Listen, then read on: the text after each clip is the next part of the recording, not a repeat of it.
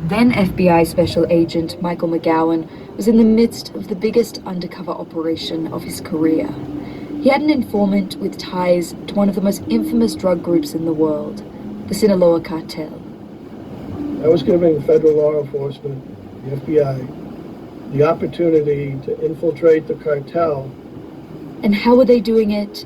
Well, the FBI undercovers were posing as a Sicilian crime group, looking to buy drugs from the cartel.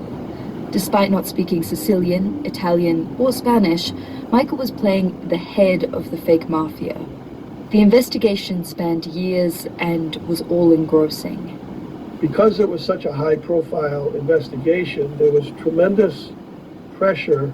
You know, you could work 12, 15 hours a day against the cartel, and then you go back to your computer and there's 25 emails you need to answer before you can go home. It was an all-consuming investigation. A lot of people within the FBI and a lot of people within the Drug Enforcement Administration didn't think that we would be successful. And there was a question on everyone's mind. Can you make this case?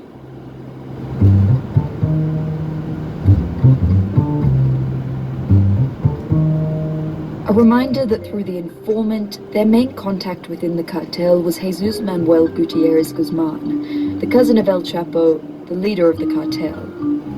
Michael and the other agents were meeting with Manuel sporadically, discussing the terms of a major international drug deal. At the time, El Chapo was a fugitive, running his cartel from the Mexican mountains after escaping prison. He was one of the most wanted men in the world and also one of the richest. So during the operation, what kind of contact did you have with El Chapo himself? We were able to get the informant into Mexico to meet with him up in the mountains, and we would get messages back and forth to Chapo. So at one point, we were in the U.S. Virgin Islands at a meeting, and Chapo called us. And he gets on the line with a Spanish-speaking undercover agent, and we're exchanging goodwill messages to one another because I'm El Jefe. He's calling to wish me well, and I'm returning the favor. And then later in the case, there was an old Italian custom in the mafia where you take a $100 euro and you write a message. You keep half of the message and you give the other half to who you're corresponding with. So I wrote a message that I had Manuel bring back to Chapo, and he wrote his message and he brought it back the next time Manuel came to the U.S.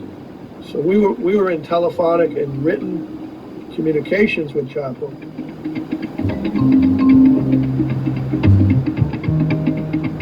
You know, we played a cat and mouse game with them for 3+ years.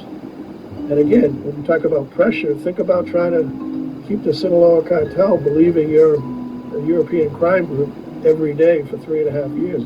That's a massive undertaking. Yeah. So eventually you organized a shipment of cocaine from them, but there was a delay in the shipment. Yes, what happened with the cartel was when they first decided to ship us cocaine, they told us there would be cocaine coming, I believe it was from Brazil to Spain. The first load usually doesn't include drugs. It's called a test load. They'll send something just to establish a track record. They sent us a test load, and then they sent us a second test load. You know, we were getting pineapples, we were getting plantain, we were getting anything but cocaine. The cartel was dragging its heels, so Michael made a risky and unpopular call. We made the decision to tell them that the Italians were walking away.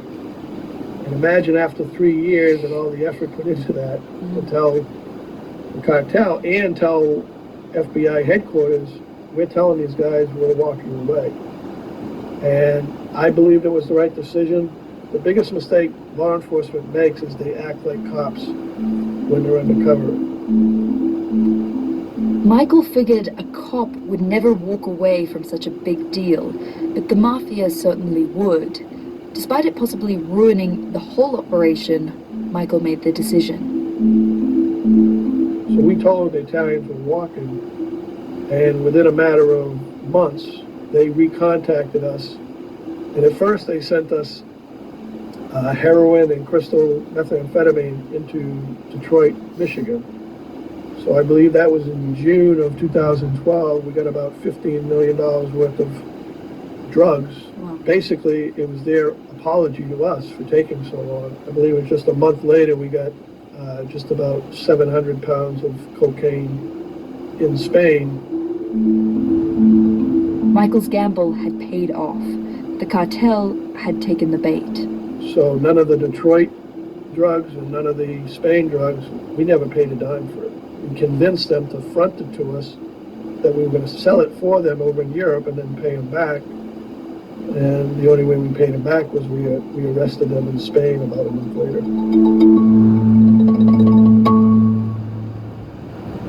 The cocaine could be worth hundreds of millions of dollars on the streets. It's a lot of cocaine, believe me. Millions. Millions and millions, yeah. Then, after seizing the haul of cocaine, came the arrest. This time, Michael was also wearing something special. When I know somebody's going to be arrested, I wear something on my body that is law enforcement related. And on this day, because I was always dressed in an expensive suit, on this day I put on FBI cufflinks. And Manuel would always hug me whenever he met me. And on that last day, I made sure I knew exactly where the camera was.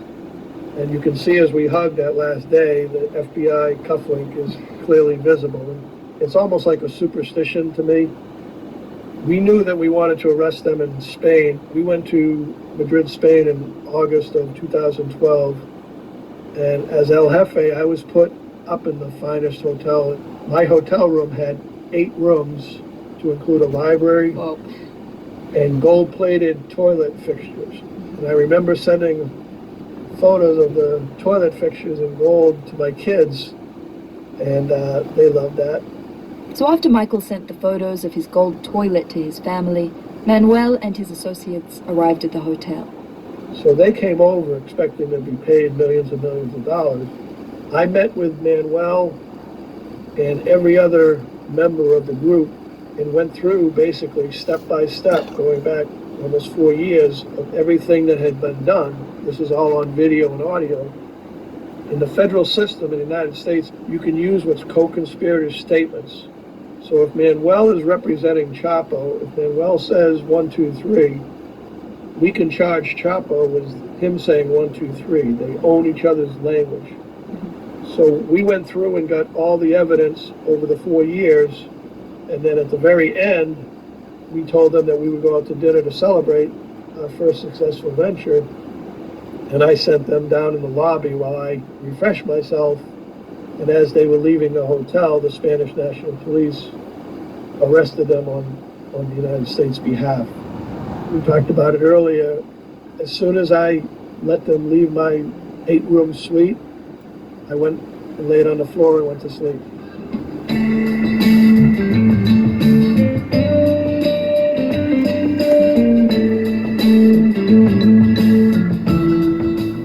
I knew that it was over. That had been almost 4 years. That case, basically was the Super Bowl of my undercover career, when you have a chance to knock out Chapo Guzman and the Sinaloa cartel. So that was it. That was like the highlight of my career. And I was asleep, 10 seconds after they hit the down button.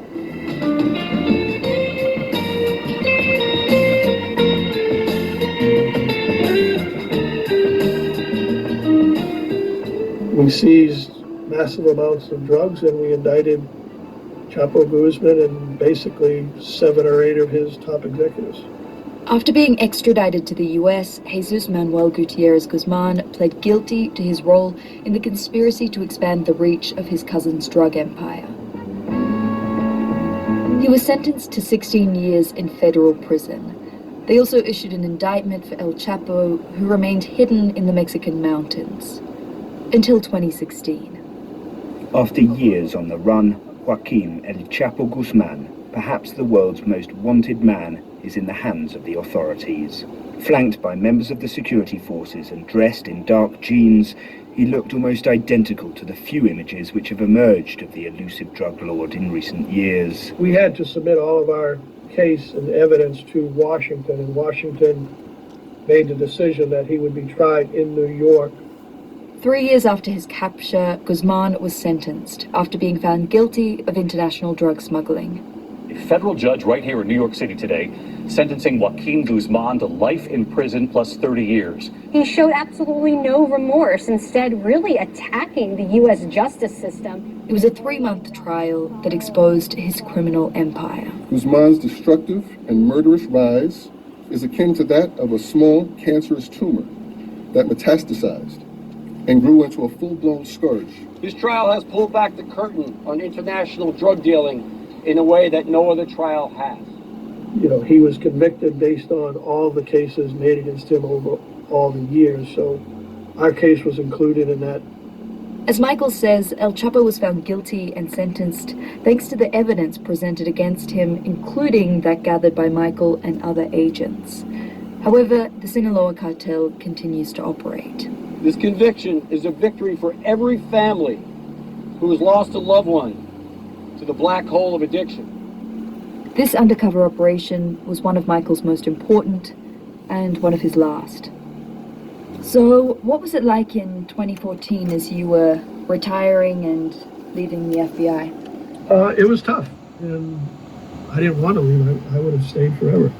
Somebody recently asked me what's the difference between being an agent and being retired, and truthfully, I can't get shot or stabbed anymore. And that's a relief after doing it. You know, you stick your head in the lion's den every day for 30 plus years, but you go from 1,000 miles an hour down to 0 when you retire, and that was difficult to get over initially.